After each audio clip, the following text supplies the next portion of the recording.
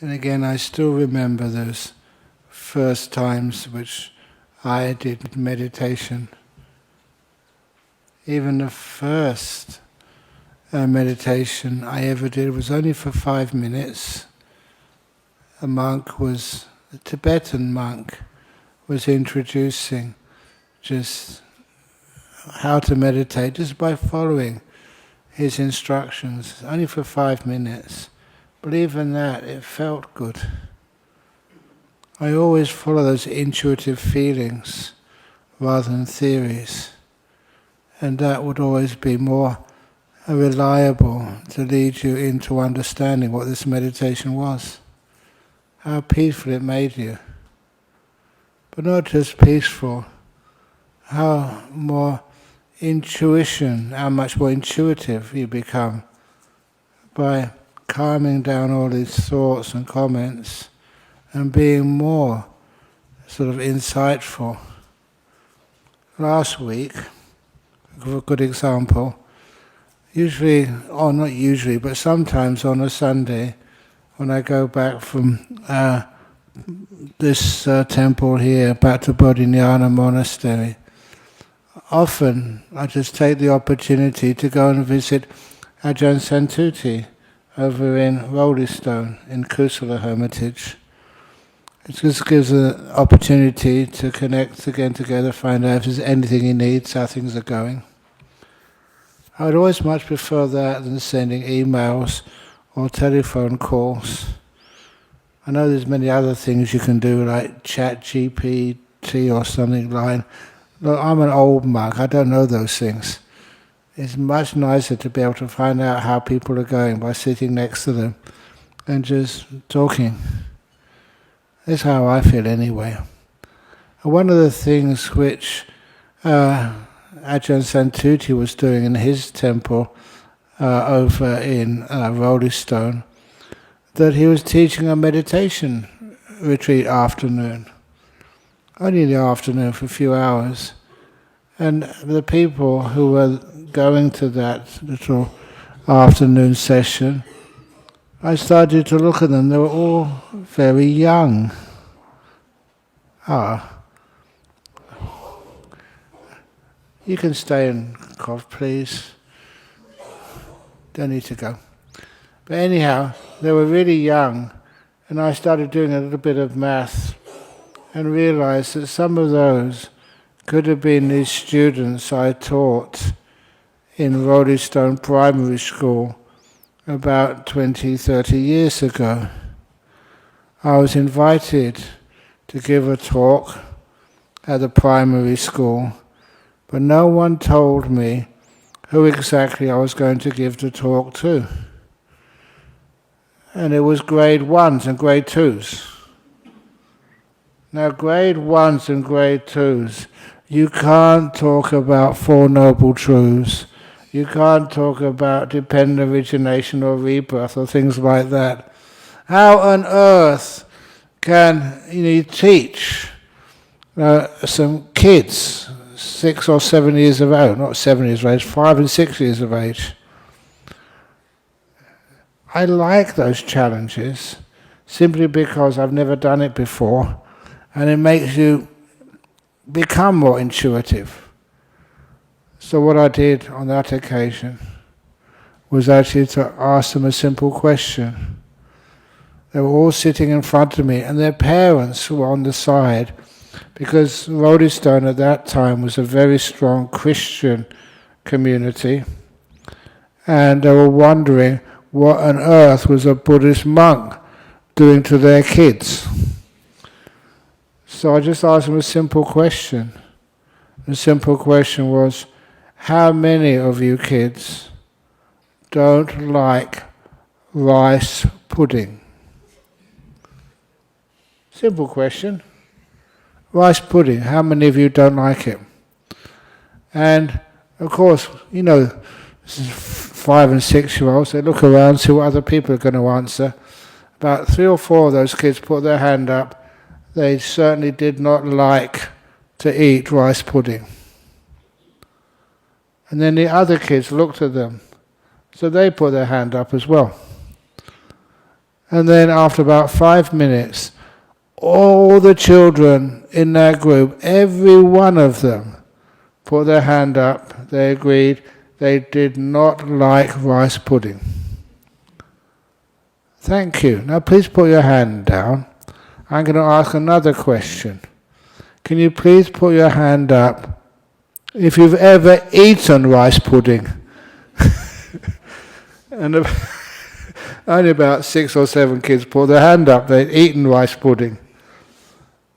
And the wonderful thing was that all those kids, they started laughing. So did their parents. So did their teachers who were watching. It was a wonderful way to start the little talk to little kids. What things don't you like? Have you ever eaten them or tried them? A lot of times it's amazing just how we stop so many things in life which are kind of nice for us or good for us, and other things we just continue on doing which are still painful. How much of our life is not based on experience? And this is one thing which I found really important. And because I saw so often that many philosophies and religions sounded good, but were they really based on experience? And then when I came across things like meditation, that's the only way to learn what meditation is, how it works, is to experience it. And it kind of blows your mind. There's so many wonderful experiences which you've seen and also experienced, which kind of should be impossible, but happen. Just like your health. How on earth can you be healthy when you just sit cross-legged for so many hours of the day? Wouldn't it be better to exercise? Would it? What would you say? And that's actually what you do. And oftentimes people ask me, and I've known many of you for such a long time, and you say, Ajahn Brahm, you should do some more exercise. And I say, no, I prefer sitting down cross-legged, being still. That's crazy, you're just too lazy. But honestly, when you sit perfectly still, you get so much more healthier. Even just right now, a few moments ago when I was meditating, you can feel your body. You can actually see it. This is my own CT scanner. Okay, there was this man who went to the vet, and he said, my dog's really sick. And the vet looked at the dog, said, your dog is not sick, your dog is dead. So no, it's just sick. That's what it does when it's sick. It just lays there. And he said, no, it is dead. I don't agree with that, said the owner of the dog. So the vet had to do a test. So what the vet did, to make sure the owner understood what the problem was, he got a little cat from one of the cages. And he got the cat, who was very much alive, and put the cat's nose right in front of the dog's nose. And the cat went, the cat was just squealing in front of the dog.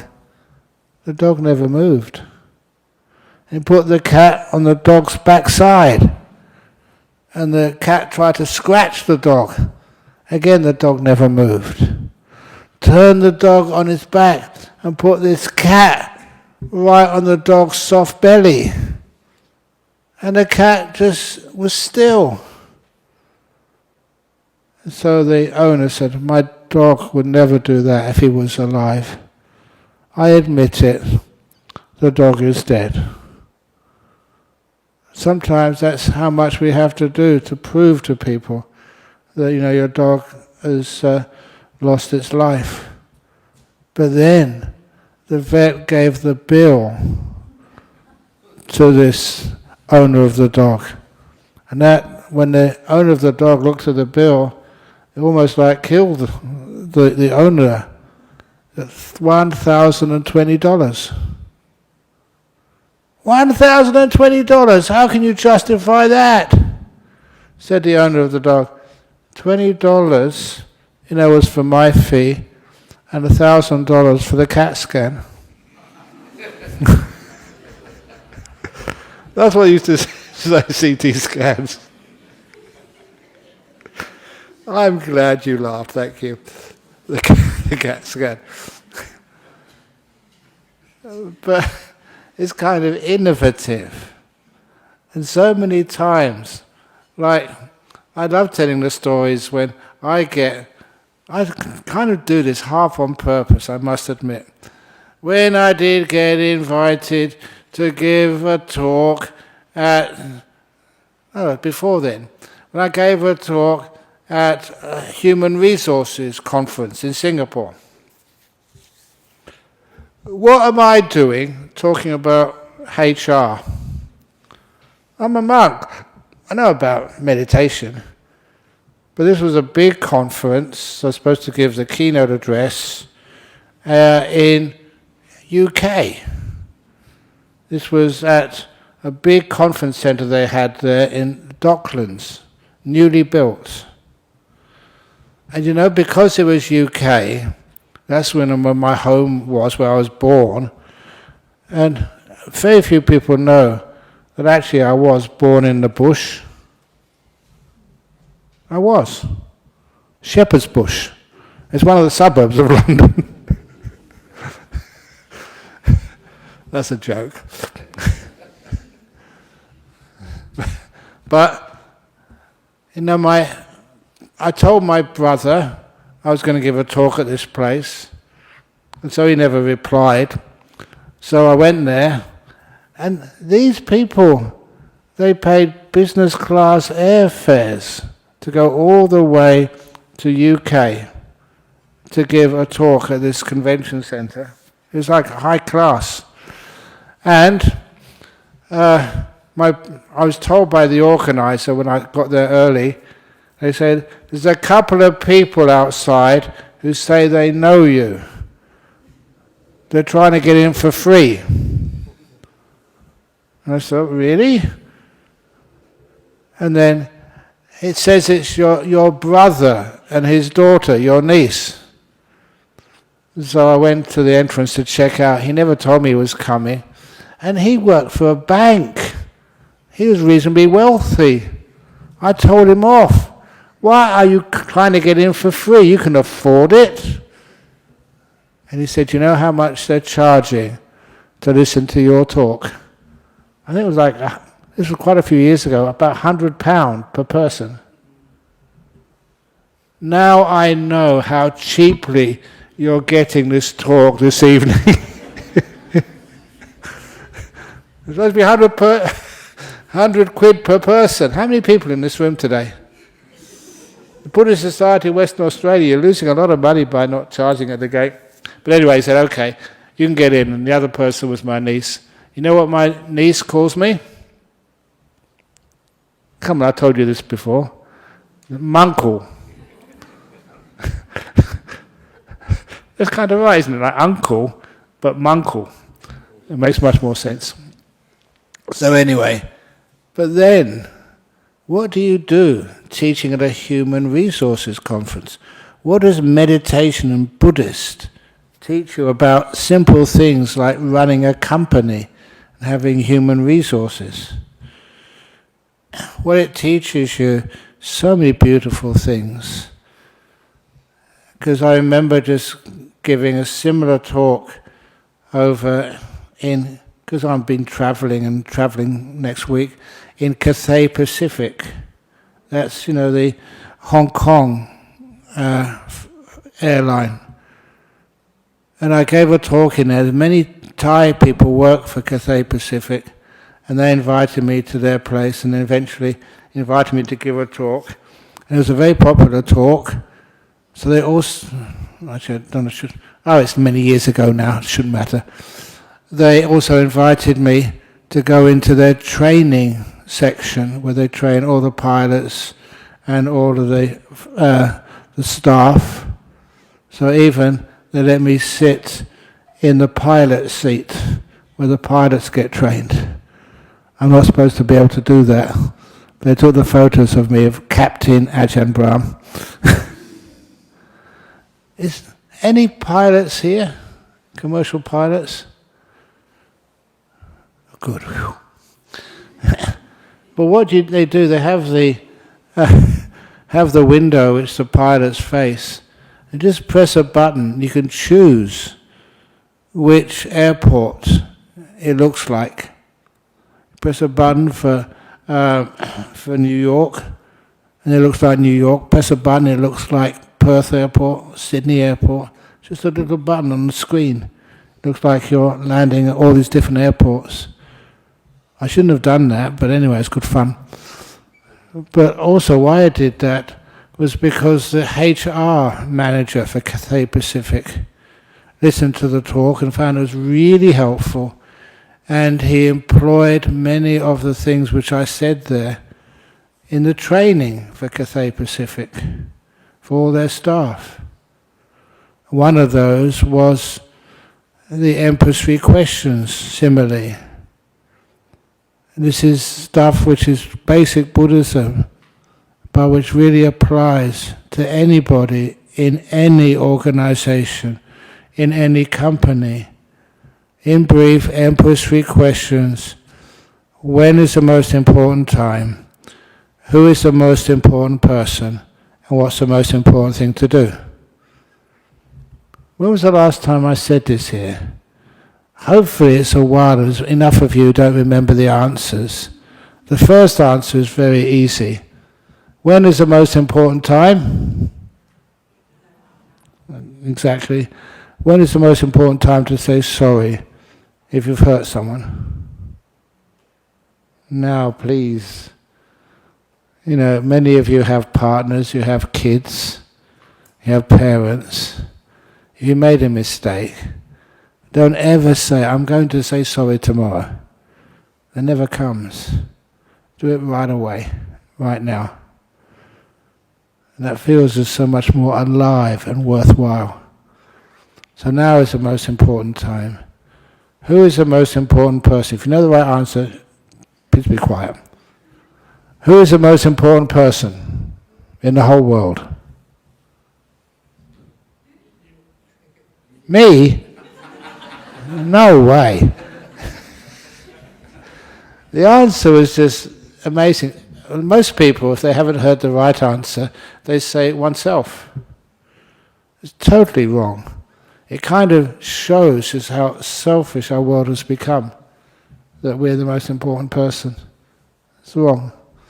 The correct answer, the most important person in the whole world, is the one right in front of you, whoever that happens to be.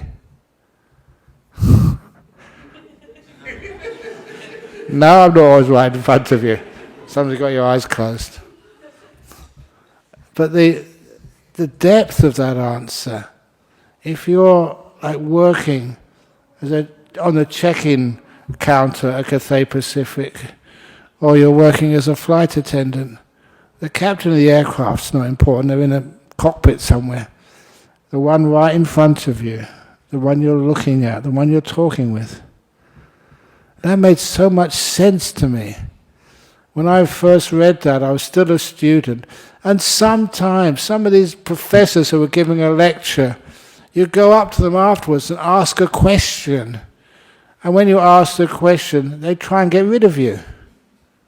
You weren't important, you were just a scruffy little student.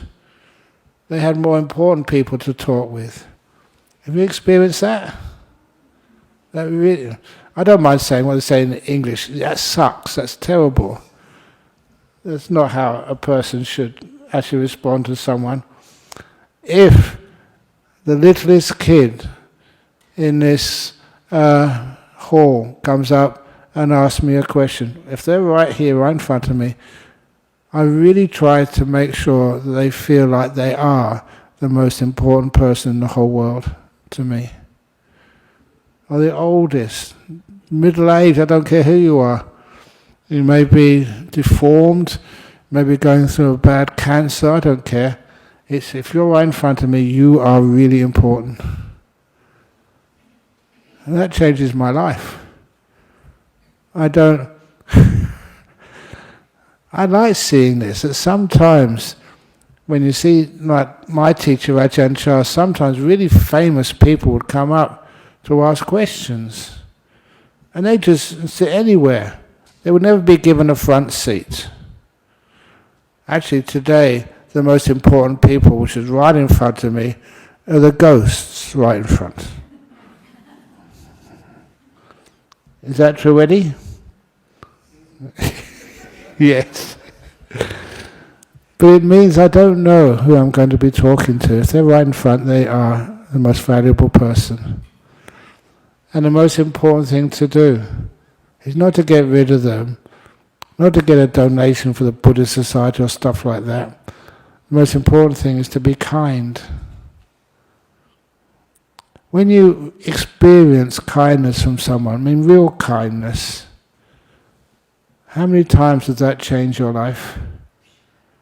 Or if you see someone else being kind, that's really beautiful.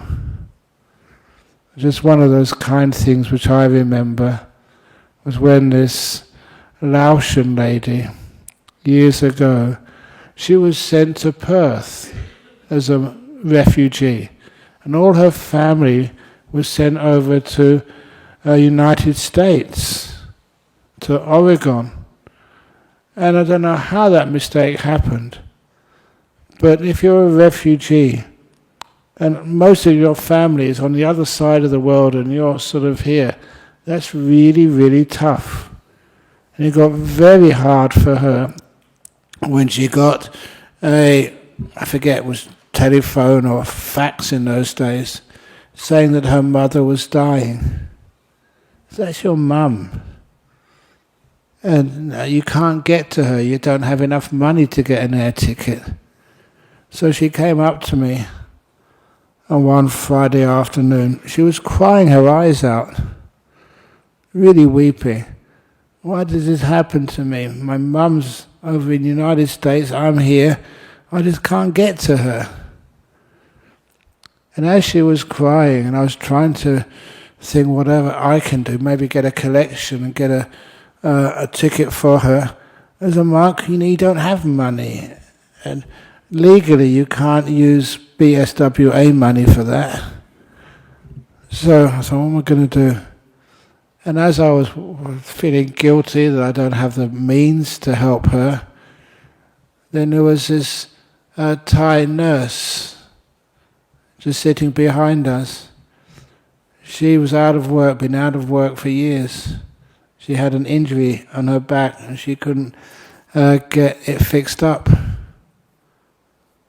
And she got something out of her handbag, got out a pen, a blank check, signed it, and just gave it to this lady. I knew she wasn't wealthy at all. And that's one of the nice things about being a monk. You get to know people who are supporting the monastery, and you try and help them out, and some people don't have that money at all. Blank check. Please go and get an airfare as soon as possible. Go and see your mum. It's one of the most generous and kind things I've ever seen. How many of you have ever written out a blank check? I know some of you have, because I've tested you. I usually give it back to you. But they're so generous and so kind. And that was, maybe 30 years ago now. And I still remember it with a lot of joy and happiness. Just the kindness we give to our friends. So this is one of the reasons why that kindness is so important. One in front of you, whoever they are, is the most important.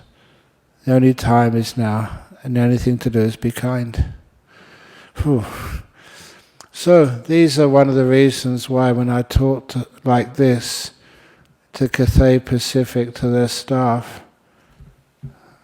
wow, thank you. And he came up to me and asked permission, formal permission, can I use this as standard training for all the staff who work for Cathay Pacific Airlines? Of course I gave permission. But you know what happened next? They got into financial trouble because of the COVID times. But not because of me. It's still a beautiful thing to be able to do and to be able to teach others. Imagine you had worked in a company like that. The money's not important. Well, it pays the bills. But the most important is how you feel when you work in a place like that. Whether you are respected. You can talk to someone and they do give you full attention. Whether they are being kind to whoever it is who's standing in front. Do I practice like that in Bodhinyana Monastery? Sometimes. Monks have to be honest. Sometimes it's true, the now times. I like to go on retreat myself. Sometimes I wonder, why is it that we have such a large monastery with so many people? Why is it we have a lovely nuns monastery too? What is it which makes the sense of harmony and people working together in the community? There aren't monasteries like this in Melbourne and Sydney. We hope there will be in Melbourne, but not as big as this, and as cohesive as this over so many years. And one of the lovely things I enjoy about this monastery, I say this often when I am speaking over in Bodhinyana Monastery, where everybody comes from. It's not a Thai monastery, it's not a Sri Lankan monastery. You are from so many different nations. You're all so much welcome. And even today, I was saying, we had a Bodhinyana monastery. We had some Thais, some Sri Lankans, some Brazilians, and that we even had some Australians there as well. How can you relate to so many people, even though they come from totally different cultures? This is something which goes beyond culture. Being able to have that beautiful way of relating to anybody who's in front of you and being able to give them some beautiful gifts. That's a kindness. I've often found this, that sometimes that when you're talking with someone you don't know who they are, sometimes they don't tell you, how deeply they're having problems in their life. Most of the people who come and talk to me are because they have problems. If they don't have problems, they usually go back home straight away. Don't be embarrassed. I'm very happy to be able to serve as best I possibly can. But when they have so many problems, and all those problems are basically the same. All of them, you're always asked to perform, but you don't know really what you have to do. All I ever do is listen to you and say a few funny words. If they're not funny words, some of them are profound, if I'm lucky, to be able to reassure you, to make sure that you felt like you're worthwhile, every one of you. Doesn't matter how many degrees you've got, how beautiful you are, or how successful the world says you are. How do you actually feel? And why is it that sometimes we feel that we're not performing, that life is just too tough, the world is just too hard? Why do you ever feel like that? Why do you get depressed? It's because that's such a huge problem in this world. And as a Buddhist, you have to address it.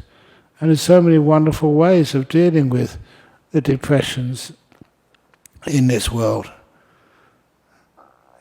The best ways is realizing there's always benefits no matter what you ever experience.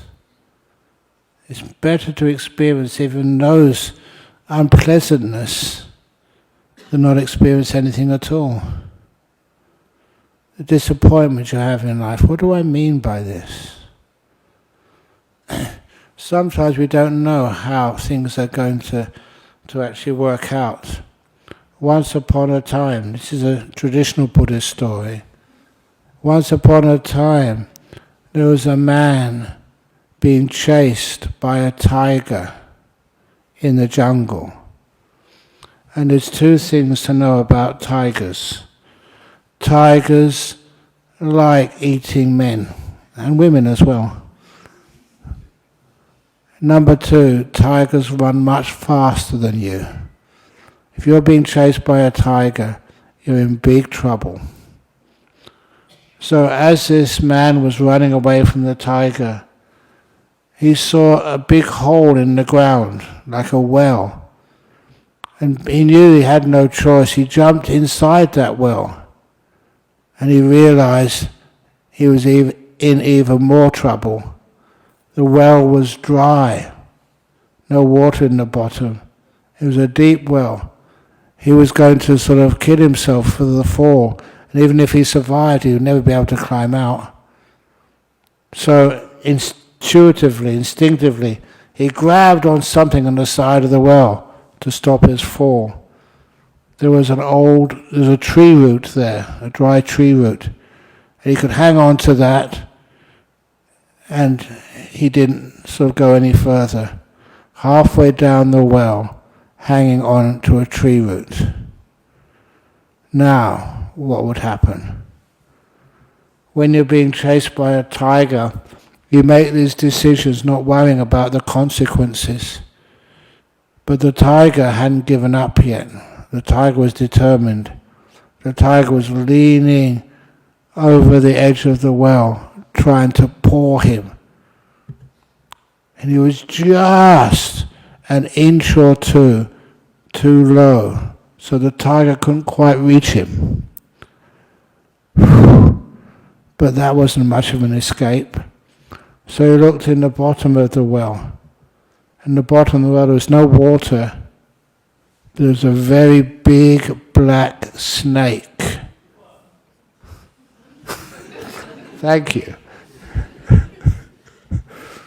And that snake was disturbed by his fall. The snake had uncoiled, lifted up its head, opened its hood, trying to bite his feet, which were the lowest part of his body. But the man was about an inch too high. The snake couldn't quite reach him yet. So what could he do?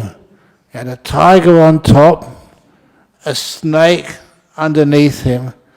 So he was thinking, I'm in trouble. And then he noticed these two mice come out from a hole just above the tree root. A black mouse and a white mouse. And both of them started chewing at the root, making it thinner and thinner and thinner. Would you get worried? This guy didn't, because he noticed something strange. As his hold on security, on safety, got thinner and thinner and thinner. And it was only a matter of time before that root broke and he'd been even really big trouble. He noticed that tiger trying to reach the man, leaning over the well, was rubbing his backside against a tree, making the tree shake. A branch of that tree was overhanging the well. And on that branch, there was a bee's nest. What happened? Because the tree was shaking, there's a bee's nest there. Honey started to drip down the well, right over him. So he put out his tongue and enjoyed the most delicious honey he'd ever tasted. And that was the end of the story. That is so much like life. How many times you've been told, no possibility of the company carrying on. You got a cancer, you're going to die within a few days. You've been told that the world's going to end. You know that just your relationship is on the rocks. I don't know just how many tragedies are just right in front of you, only a matter of minutes. Just like that guy. But the world gives you wonderful opportunities to enjoy honey. Now is the most important time. The honey right in front of you is the most important, always the most delicious, and the most important thing to do, to eat it. That's why I thought it was a brilliant story. Now, to make you more satisfied, what's one possibility how that story could end? This is how I imagined it would end. The tiger just went a little bit too far over the well, lost its balance, toppled into the well, missed the guy only by a few inches, and crushed the snake dead. So the tiger died, the snake died, and having had the honey, he was strong enough to climb up the rest of the well and to escape without any problem. That's a possibility. That could happen. Why is it the possibilities, even if they are unlikely, it could happen in real life? And sometimes we don't see all those possibilities. And sometimes we just give up too early. Please remember that story if you ever get depressed. But oh, sorry, I can't resist this one about depression. I did tell one of the stories about depression, about having a sore bottom. No, it's not a sore bottom, but an itchy bottom.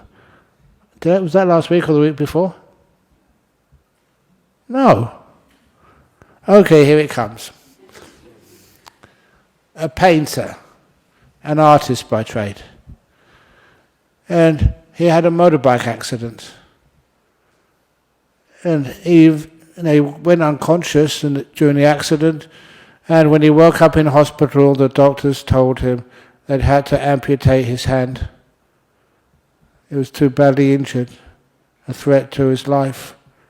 So he woke up in the hospital without his painting hand. And he thought, he got depressed. This was what he loved to do, what he was good at, what was his occupation, what was his life. And he lost his hand. So he decided, he got depressed, and like many people who get depressed, he decided that as soon as he can get released from hospital, he'll find a nice, like a big office block over in St. George's Terrace in Perth, get the elevator up to the office block, which would be unoccupied, go inside, go out to the veranda and jump off to kill himself. He got suicidal. That's the only way he thought he could conquer that depression of not having a hand anymore. And as he looked down on the street in St. George's Terrace, he saw one of the things he never ever expected to see. There was a man down there with no arms at all. He'd lost both arms. And he was dancing up and down the street for joy. Well, how can a person have so much happiness when he's lost both of his arms? And why am I so depressed? I've only lost a hand. So that changed his plan about committing suicide. He decided to live. But he wanted to find out the secret of happiness of the man with no arms. So he ran down, and so he got to the elevator, got down as quick as possible, and started running after the man with no arms. When he caught up with him, he hugged him. "Thank you, you don't realize you've saved my life. I was about to commit suicide because I've lost my painting hand. And there's you, dancing up and down the street with joy. You've lost both arms. How can you do that?" And the armless guy said, "Actually," control yourself, Ajahn Brahm. "Actually, I'm not dancing up and down for joy. I've got an itchy bum. That's the only way I can scratch it." How on earth could you, if you've got no arms, scratch an itchy bottom? Okay, I'll tell the last depression story. I'm just in this mood tonight. That was the suicidal spider. How many of you remember that story? I need to put their hands up, thank you. For those who do know it but decided not to put your hands up, thank you. So spiders, they have to build their own homes. You can't get a contractor in to build homes. You can't rent a home. It's even more difficult for spiders, to face the cost of living these days. So this female spider, she decided to build a home in the corner of somebody's house. And she put so much effort and care and mindfulness into the building her first home, this beautiful spider web, that when it was finished, little spider was exhausted, but also so proud. The first home she'd ever built, it was beautiful. It was an architectural masterpiece. And so because of her tiredness, because she was hungry, she sat in the middle of that spider's web, waiting for lunch to appear. And soon, like a fly or a mosquito or something would land in there, and that would be her lunch. But before she could have lunch, the owner of the house saw a spider web in my house and got a broom, smashed the web to bits, and that spider had to escape for her life. She had to run really fast and get out of the house before she was squashed. And the spider started thinking, why is it that human beings don't like spiders? They don't do any harm. They catch mosquitoes and flies and all those things you don't like. They keep the house comfortable for you. If ever you see a spider web in your house, you should thank the spider. Don't ask for anything. They just eat a fly here, a mosquito there. So she got so disappointed. She went in the next house, but she didn't put so much effort and care into building her next spider's web. She finished it, really hungry and tired, sat in the center. Only about 5 minutes before any food came, the husband who lived in the house saw a spider's web and got a stick and smashed that to bits. Second spider's web was destroyed. He went into the third house, and the fourth house, and the fifth house, and the sixth house. Same thing happened every house. And every house, it made a quick web, faster and faster, because it wanted to eat something. And then the spider realized people don't like spiders. She couldn't understand why human beings and spiders don't get along. So she decided not to build any more spiders' webs. She had what we call these days PTSD, post-traumatic stress. Even just thinking about the corner of somebody's house made her shake. So what could little spider do? she started getting more and more depressed. No one loves me. You're rejected, you're hungry, you've got no home. You ever been homeless before? Imagine being a spider. No home to go to at night. No place to get any food. No place to rest. It's really very depressing. So the spider got more and more depressed and decided the only option it had was to commit suicide. That's why we call it the story of the suicidal spider. I remember telling this story over in Hong Kong, Chinese University, which had a lot of incidences of suicide with the students. Fortunately, this story actually helped. That's why they keep inviting me back again as many times as I can. If I'm in Hong Kong, I have to go to the Chinese University and shut in. So anyway, this poor spider got suicidal. So decided to walk under people's shoes on the sidewalk to get squashed. Deliberately went underneath their feet. But every time, always got to that space between the heel and the front of the foot. So decided, this isn't working, so decided to cross the road and get squashed under a big lorry or truck or something. But every time made it to between the wheels, never actually under them. And he realized something very important, that when you're depressed you can't do anything right, not even suicide.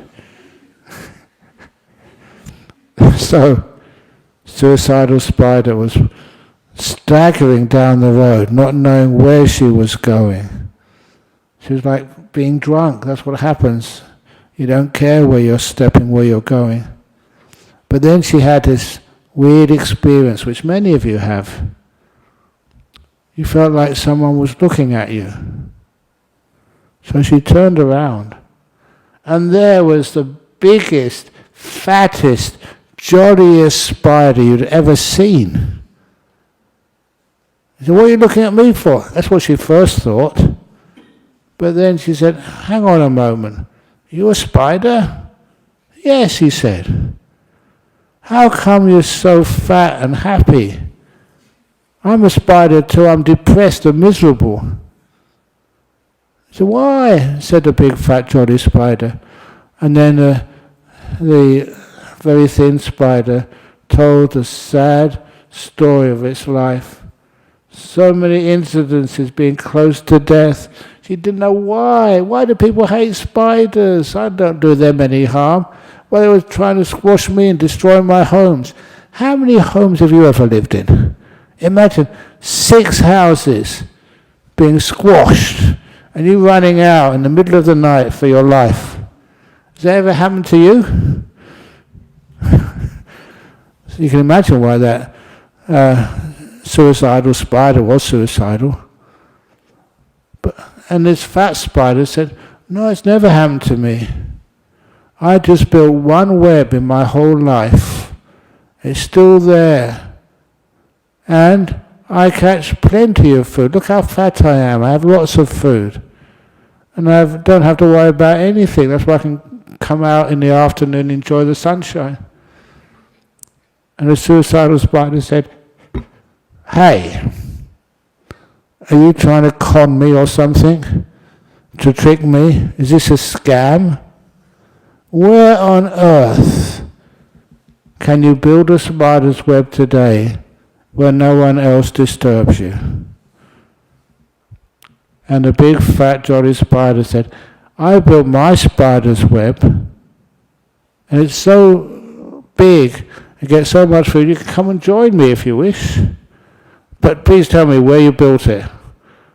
"I built my spider's web in the donation boxes of the Buddhist Society of West Australia."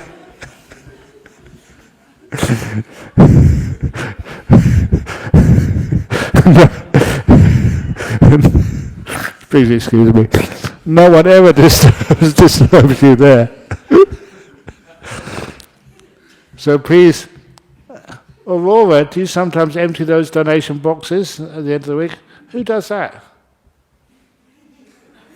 No one needs to, because there's nothing in them except spiders. Well, someone must not. So anyway, that's the story of the suicidal spider. So if any of you get depressed, remember there's big, fat, happy spiders. No one ever disturbs my spider's webs. You can come and ordain to become a monk or a nun in here. Okay. Honestly, truthfully, I did think I'm going to finish by 8:45 because I always go on too long. But I hope you enjoyed the story of the suicidal spiders and the suicidal man who got cured because he saw someone with no arms but had an itchy bottom. That's the only way he could scratch his bottom. Okay, thank you all for listening. Sadhu, sadhu, sadhu. Any questions or complaints?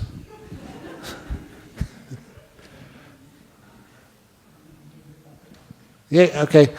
1, 2. Yeah, go on. Eddie? No, over there.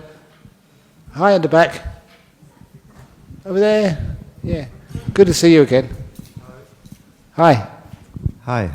I was just wondering what you thought about the possible changes we may be collectively facing with the increasing rise of AI. I've noticed Brian Cox has been talking about it, and Neil deGrasse Tyson and other people, and they're saying that it may get to a point, well, it's rising so exponentially quickly that we may not even be able to understand it because it may be so far advanced than us. And what do you think the ramifications will be for us collectively?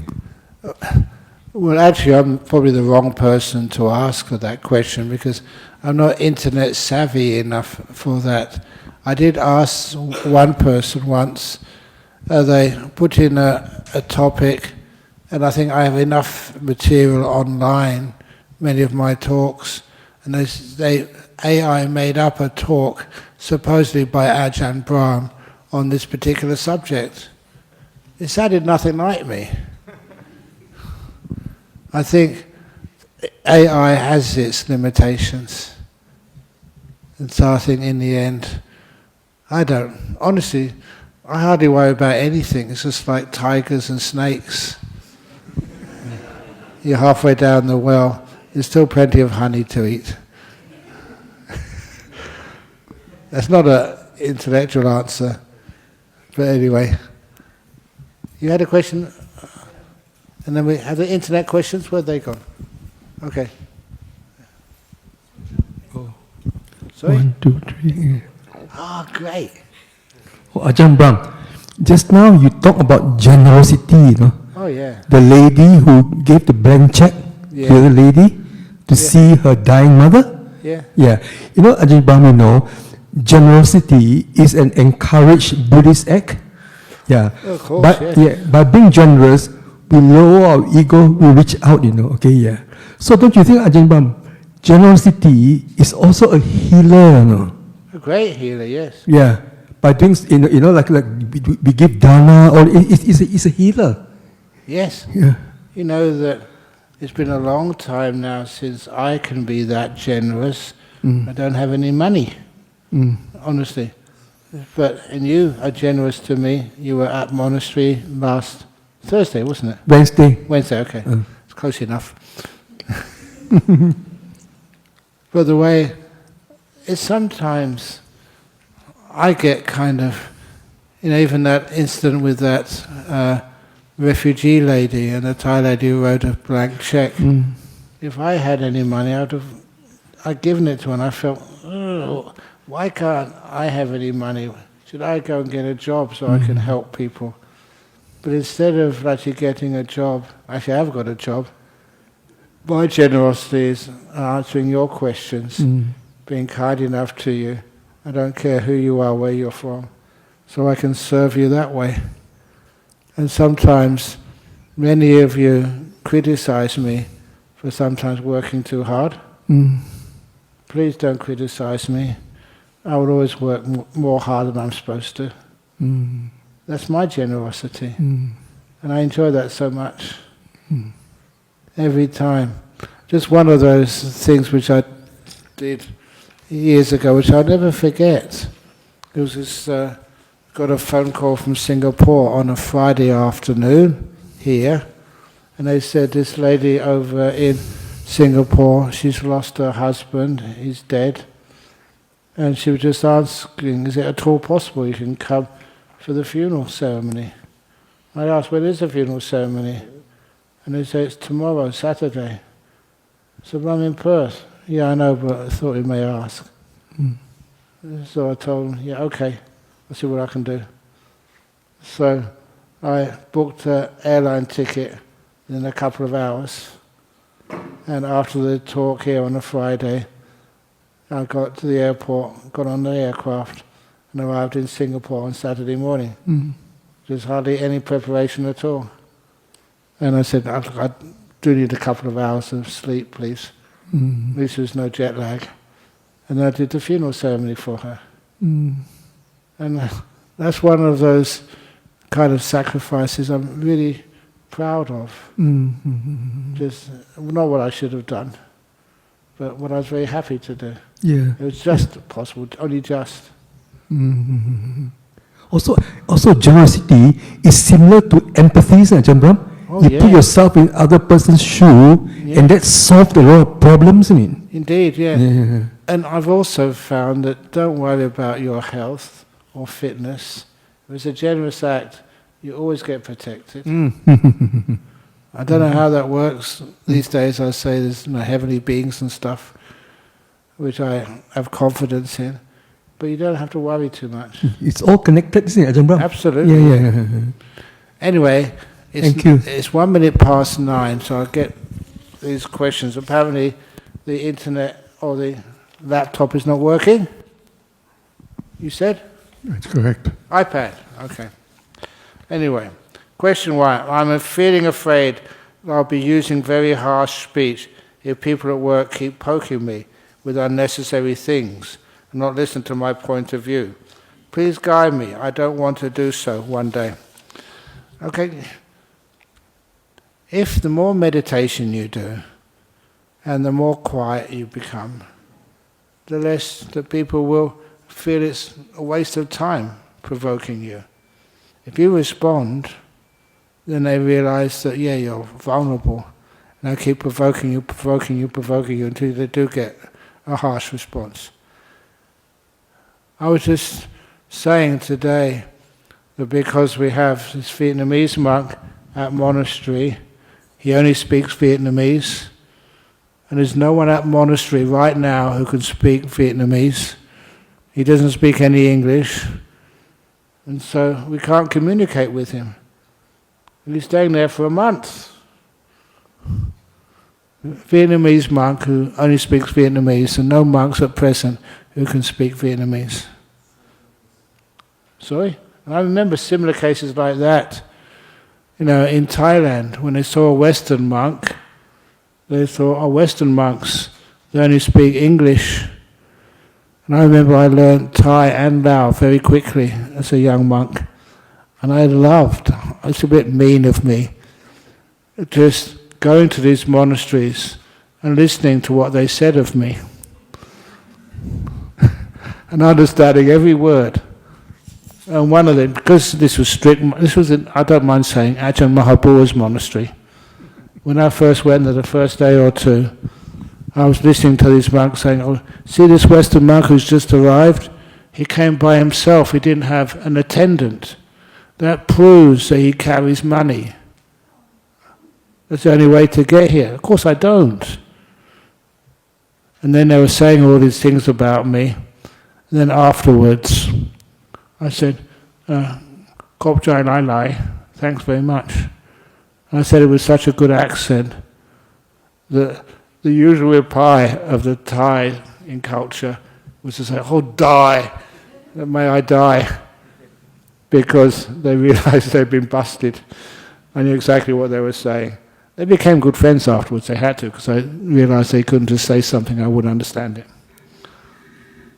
So let them poke you with unnecessary things and not listen to my point of view. And then when it's the time for you to say something, then they will listen. If we say too much, people don't listen. If we only say important things every now and again, then they really listen. Oh my goodness, this is the next one from Bolivia. Beyond the extreme of everything happens due to past karma, or it's not past karma, it's just life. How can we recognize the ripening of past karma? Sometimes you can't. And not everything is because of past karma. Some of it is because of present karma, how you deal with some of the problems now. And sometimes it surprises you. So the only thing to do, don't worry about where it comes from, but what you're doing about it right now. And one of those stories is about whenever you know this one, I'm not going to even ask you, you've heard this before, I say it every week. When you tread in the dog poo, what do you do about it? Never scrape it off your feet yet. Please take all the dog poo you step in, on the street, please take it back home. And scrape it off in the garden, under the mango tree. If you scrape it off under the mango tree, next year your mangoes will be sweeter and juicier than ever before, and more of them as well. And please, if you followed my advice, I demand, what do you call it, a payment? Please, at least one mango. I'd like to eat that juicy mango, because I know it's not really mango. It's been fertilized by dog poo. And when I eat it, and I bite into it and feel that sweet, juicy mango juice running down my cheek, I will always remember what I'm really eating. Dog poo, transformed into the juiciest mango you've ever eaten. You understand?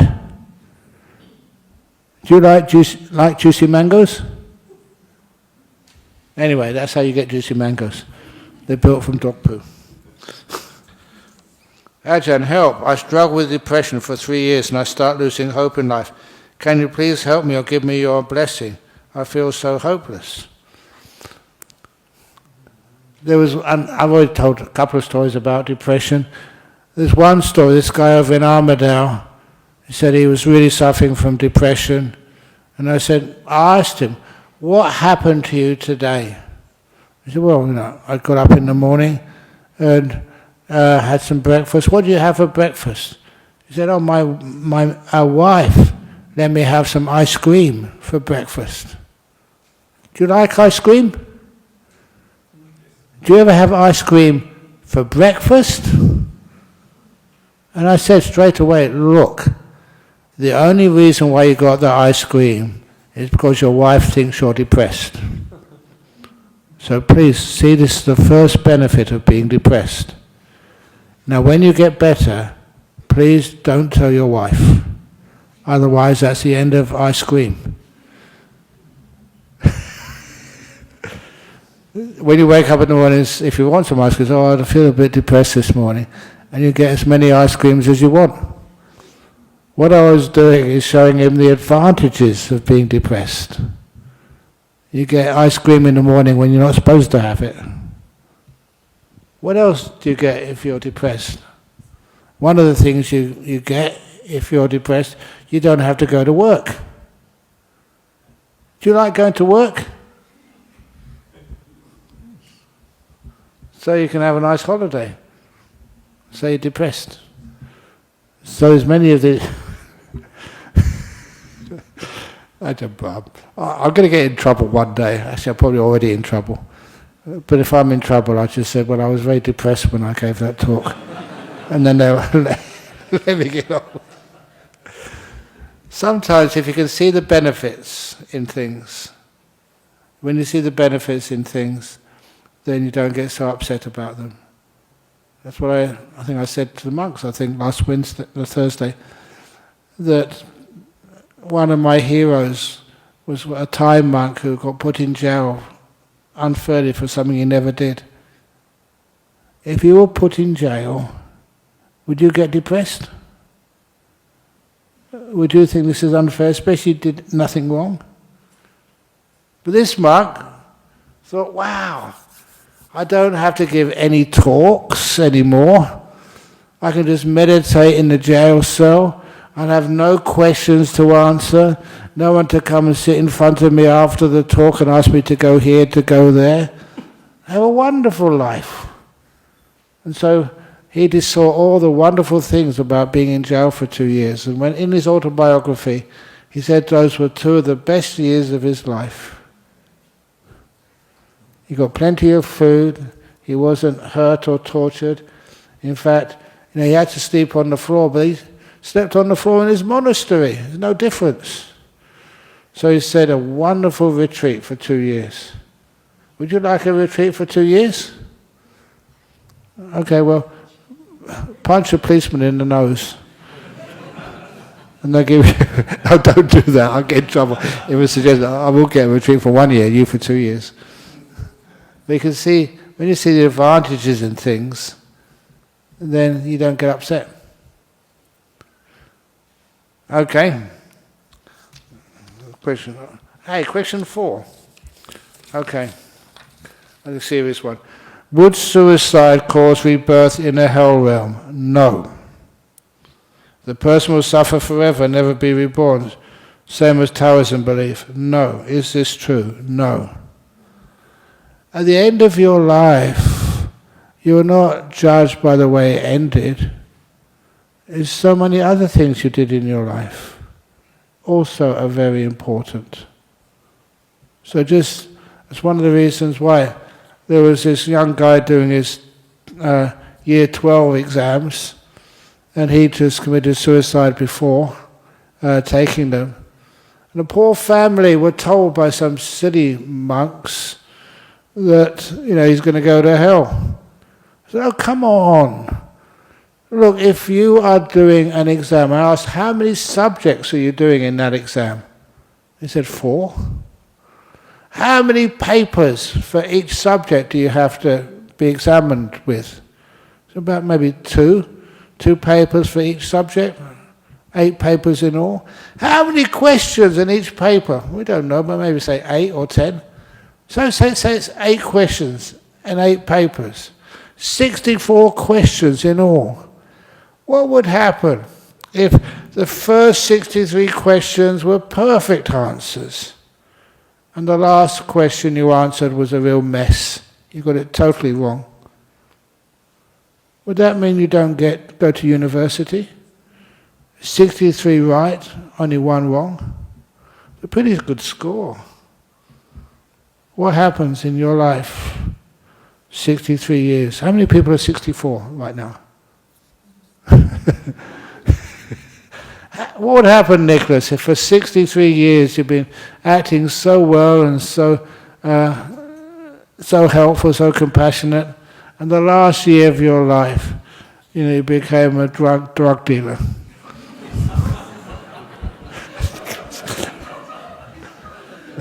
Just only a perhaps. Would those first 63 years count for nothing? No. So you measure a whole life, not just the thing which ended it. So it doesn't mean you go to hell. Okay. Ugh. Thank you for listening. Sadhu. Sadhu. Sadhu. It's nice being able to do those 3 sadhus, with a nice big one at the end. Because sometimes that's the only exercise I get during the day. I talk so much. Thank you for giving me that opportunity. Okay, great. So I wish you all a happy night. Okay, so if anyone's got any questions, I'll be sitting up here for another half an hour probably.